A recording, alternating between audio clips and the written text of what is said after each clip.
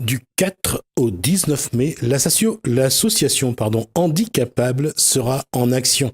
Les personnes autrement capables montreront à nouveau qu'un handicap n'est pas un obstacle à la vie.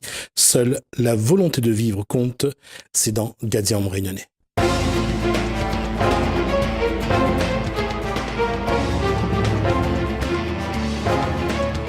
Alors, on va voir qui est présent sur ma liste. Cédric Bussmann, président de l'association Handicapable, bonsoir. Handicapable de La Réunion, oui, bonsoir. Christophe Robert.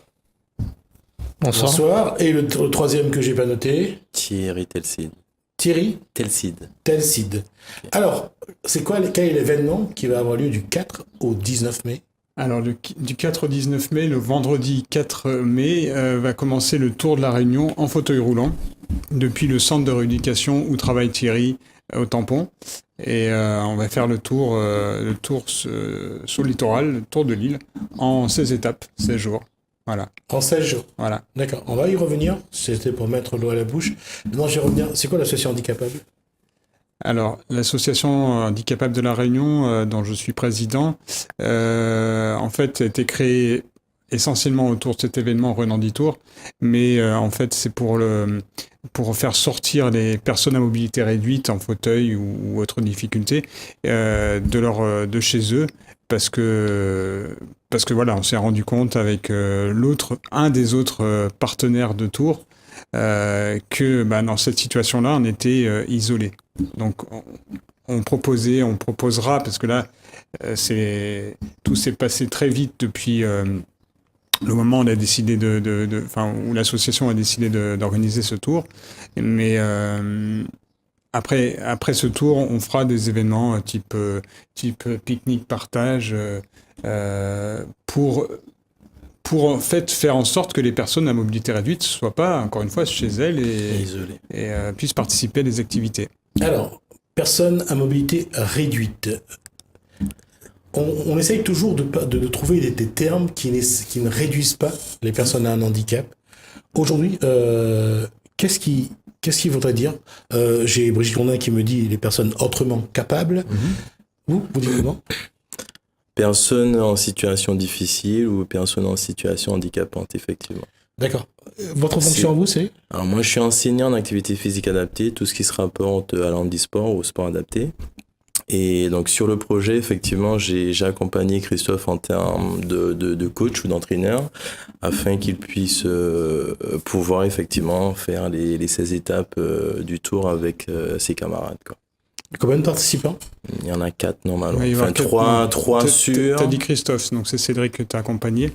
Mais il y en aura 4 personnes en fauteuil roulant, donc dont moi.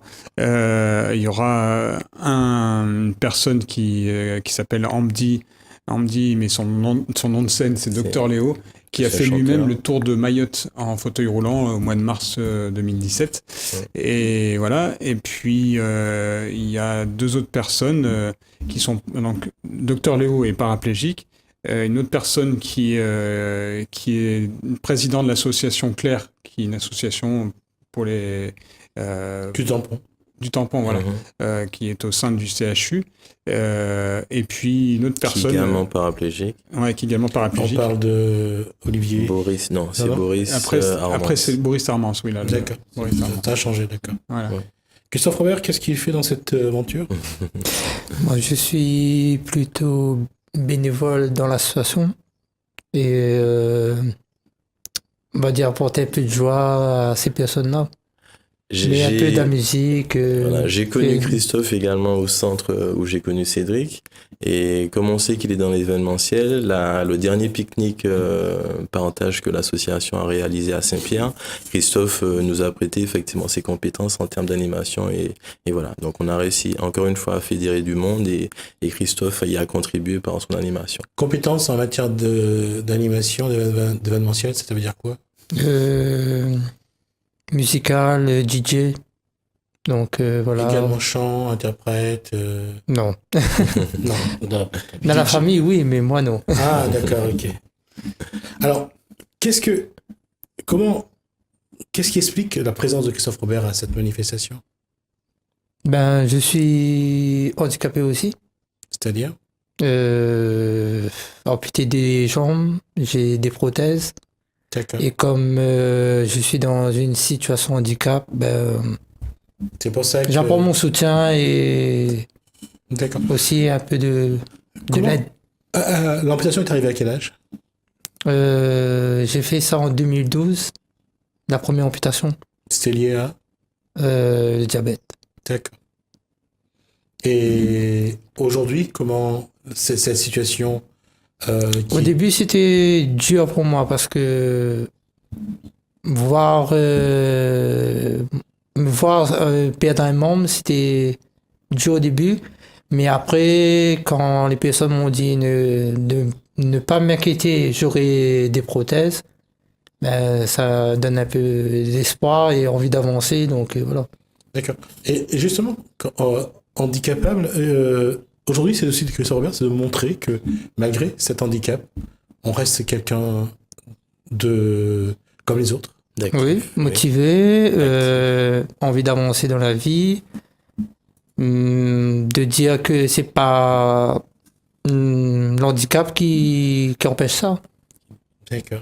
Et l'envie de vivre est plus forte, c'est-à-dire qu'il faut montrer, il faut se battre, il faut faire plus parce que quelque part, il faut montrer qu'on est plus vivant que d'autres à la rigueur. Ben oui. quelque C'est ça part, aussi. oui. Je veux dire, la vie continue. Même si il y a des personnes en fauteuil roulant, il y a des personnes qui ont un membre en moins, donc voilà, mais la vie continue tous les jours et voilà. Et dans les relations avec d'autres personnes ayant je dirais, cette situation d'handicap, comment se fait des échanges, comment se fait la relation, de quoi, qu'est-ce qui revient le plus souvent dans les discussions? Dans les discussions, ça revient plus souvent on va dire la situation. La situation dans le sens que les personnes disent ouais, on est chez nous, on reste isolé, on sort pas, il n'y a pas de personne pour les accompagner. Ou sinon, ils disent quand ils sortent, il y a des regards envers eux que les gens font et voilà. C'est quelque part, il y a le regard de l'autre, mais il y a aussi cette difficulté à sortir de la maison, à vivre un peu comme tout le monde, finalement. Oui. Ordinaire. Il y a un thème qu'on va dire, tous différents, tous égaux. D'accord. C'est qu'on est différents, mais on est égaux sur beaucoup de choses. Surtout au niveau de la société. Chaque handicap est différent. Chaque handicap amène ses vicissitudes, ses difficultés. Mais d'une façon générale, qu'est-ce qu'il faudrait avoir comme message justement à destination, pas seulement de la personne atteinte d'handicap, mais aussi de son environnement? Parce que l'isolement, ça vient pas seulement de la personne qui souffre d'un handicap, c'est aussi de son entourage. Oui, on va dire oui. Déjà, ce que Cédric fait concernant le Run Tour, c'est une bonne chose. Parce que moi, j'ai remarqué qu'il n'y a pas beaucoup de manifestations pour les personnes handicapées. D'accord. Et c'est rare, on va faire quoi, peut-être une fois par an, mais voilà. Quelque part, cette compétition qui va se dérouler donc du 4 au 19 mai, c'est mettre un petit peu en lumière ces personnes qui sont, je dirais, un peu dans l'ombre parce que Oui. la vie a créé une situation. Mais là, la question est pour vous trois, comment chaque jour faire en sorte qu'une personne handicapée ne se sente pas isolée, abandonnée? Justement, le Run dans le Tour servira à sensibiliser justement la population sur la différence, pour reprendre le terme de Christophe, et montrer que même si on est dans une situation difficile, on est capable de réaliser des choses que tout invalide réalise. Donc c'est vraiment ça. Il y a un deuxième point, effectivement, c'est l'accessibilité. La raison pour laquelle les personnes restent chez elles, sont sédentaires et ne bougent pas, c'est que les infrastructures des villes ne permettent pas aux personnes, en tout cas en fauteuil ou en chaise, ou même à mobilité réduite, de se rendre au cinéma, au restaurant, etc. De vivre une vie comme tout un chacun. Donc voilà, le fait de passer effectivement dans les 16 communes qui entourent la Réunion permettrait effectivement de montrer, parce qu'il y aura un bon cortège de personnes en situation de handicap, de montrer à tout un chacun, enfin aux personnes, aux Réunionnais, que les personnes qui vivent autrement qu'eux sont capables effectivement de réaliser des choses que même des valides ne pourraient pas réaliser. Voilà, enfin, je le dis concrètement. Alors, je fais juste une petite précision. Vous parlez de compétition. Ce sera un défi. Ce sera un défi pour nous, les 4 participants. Mais on va pas être en compétition l'un et l'autre. Au contraire, on va se soutenir. Pour ça, ouais. Voilà, on va se lancer. Enfin, je me lance ce défi d'effectuer le tour de la Réunion en fauteuil, mais on va tous se lancer ce défi-là. Et quand moi j'ai vu, mais dans un esprit solidaire. dans un esprit solidaire et dans un esprit festif. Moi, quand j'ai vu les images, ce qui m'a donné l'idée de faire d'organiser ce tour de la Réunion, c'est quand j'ai vu les images du tour de Mayotte en fauteuil roulant, où c'était, bon, Mayotte c'est plus petit, etc., mais c'était quand même un défi physique. Et quand j'ai vu les personnes sur bord de route, etc., et c'était festif. Et c'était musical, c'était gai. C'était pas pour. L'idée n'est pas de dire oh, mes pauvres chéris, je vous plains, etc. Non, l'idée c'est d'accompagner, de parler de l'accessibilité, du handicap, etc.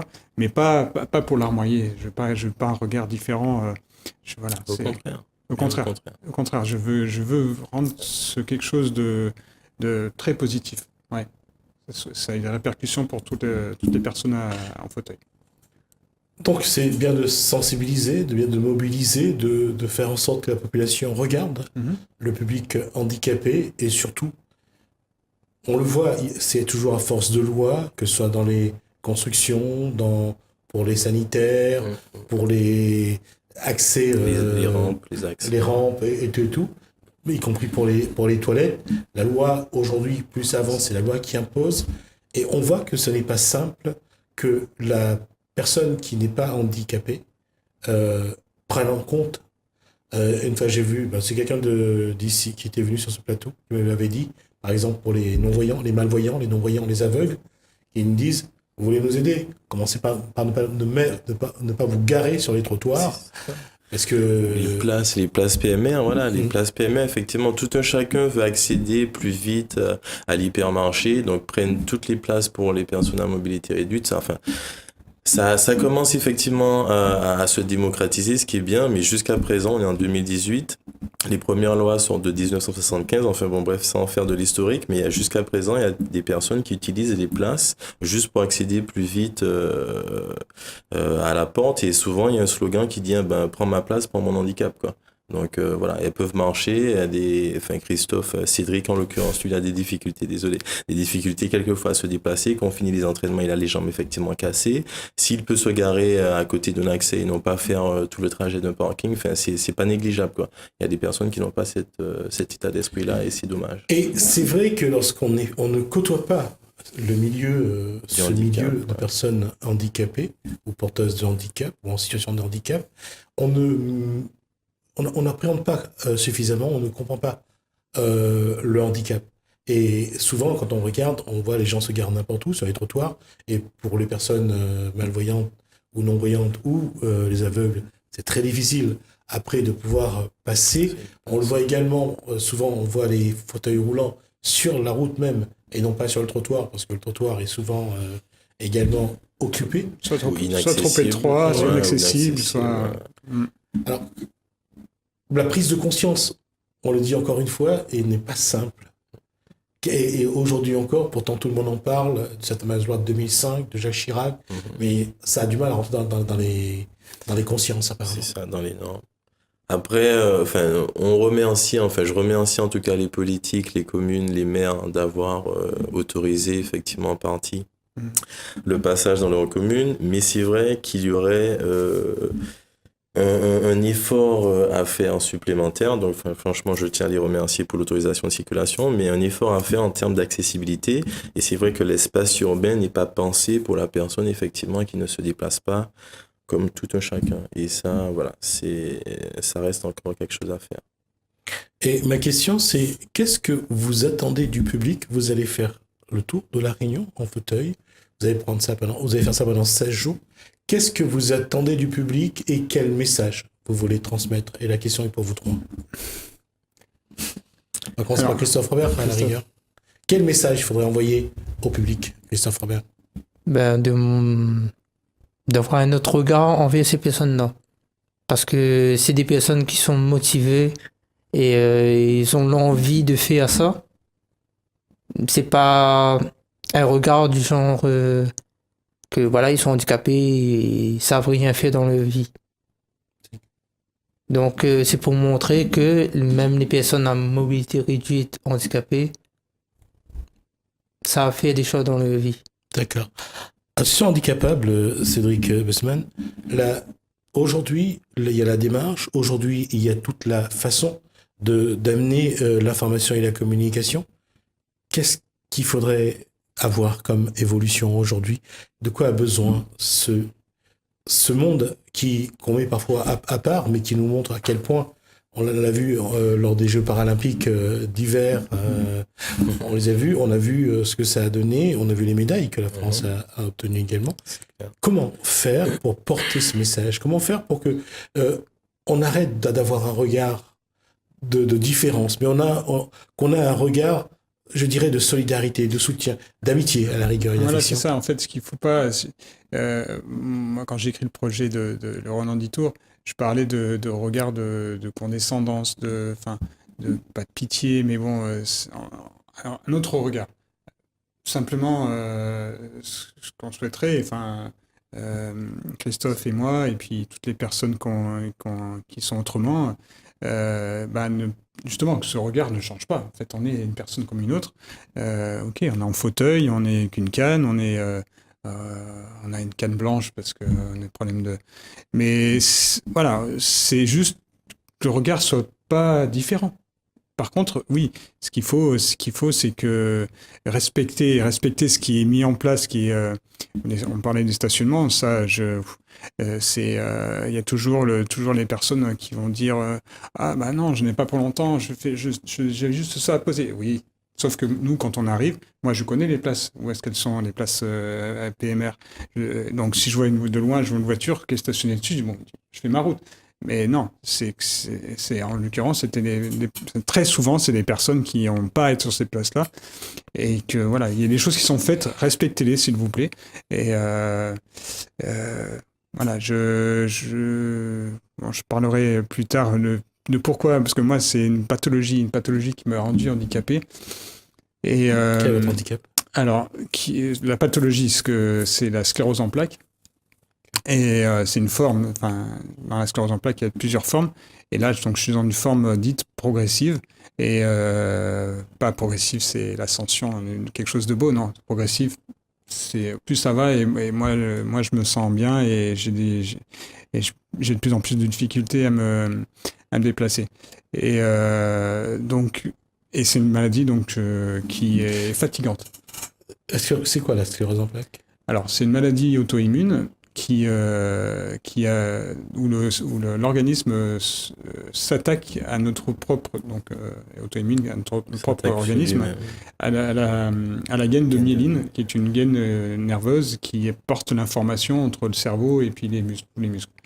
Donc, donc attaque après attaque, si cette gaine-là est sectionnée, l'information ne passe pas du cerveau. On voudrait prendre le verre sur la table, on peut pas. Enfin, on peut pas parce que voilà, ça va pas jusqu'à la main. Donc ça, petit à petit, c'est pour ça que c'est en plus ce qui est vrai pour moi n'est pas vrai pour une autre personne atteinte de sclérose en plaques. L'évolution en tout cas c'est propre à chacun. Et ça n'empêche que au jour d'aujourd'hui, je réussis à mettre ce projet Renanditour en place. Donc et ça me demande beaucoup d'énergie. Donc j'ai mon cerveau, je suis fatigué plus rapidement, mais j'ai mon cerveau, je peux faire. Je vais passer par là. Le message, mon employeur pour moi, c'est le rectorat. Dire que voilà, je suis certes devant une classe j'ai du mal à me déplacer, j'ai du mal à me déplacer dans la classe, etc. Mais j'ai encore mon cerveau et je peux faire ce pourquoi j'étais formé, quoi. Donc voilà. Et, On arrive à la fin de la discussion. On a fait 20 minutes, 19 exactement. On va juste terminer. Donc, on va juste rappeler donc, que du 4 au 19 mai, le départ sera donné où? donc du centre de rééducation du tampon où travaille Thierry. À quelle heure? Est-ce que vous savez déjà l'heure? On va partir à 9h. D'accord, programmé comme 9h, donc, et pendant 16 jours, donc 16 étapes sur Ouais. la Réunion, Ouais. en fauteuil roulant, avec vous. De toute façon, j'espère qu'on aura l'occasion d'y revenir, ne serait-ce que d'être présent sur au moins une étape pour faire les images et pour Avec revoir. plaisir. Et Avec j'espère plaisir. surtout qu'on aura le plaisir de vous revoir sur ce plateau pour aborder d'autres sujets concernant le monde handicapable. Merci, messieurs. On va Merci à vous. juste... Merci à vous.